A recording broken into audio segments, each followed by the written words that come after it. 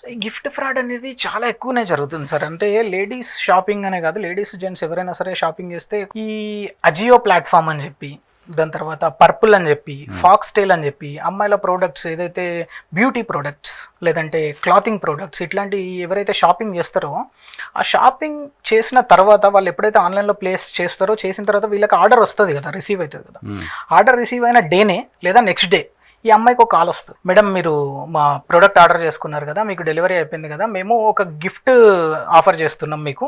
So ఆ gift ఒక 3-4 రకాలు చెప్తారు. ఒకటి వచ్చేసి ఒక ల్యాప్టాప్ ఆఫర్ చేస్తున్నాం ఫస్ట్ గిఫ్ట్, సెకండ్ గిఫ్ట్ వచ్చేసి ఒక ఐఫోన్ ఆఫర్ చేస్తున్నాం, థర్డ్ గిఫ్ట్ వచ్చేసి ఒక సమ్ ఏసీయో ఏదో కూలరో ఏదో ప్రోడక్ట్ ఆఫర్ చేస్తున్నాం అని చెప్పేసి చెప్తారు. సో ఎవరికి చేదనిపిస్తుంది చెప్పండి? విన్న తర్వాత ఆఫర్ అన్న తర్వాత కంపల్సరీ టెంప్ట్ అయిపోతారు.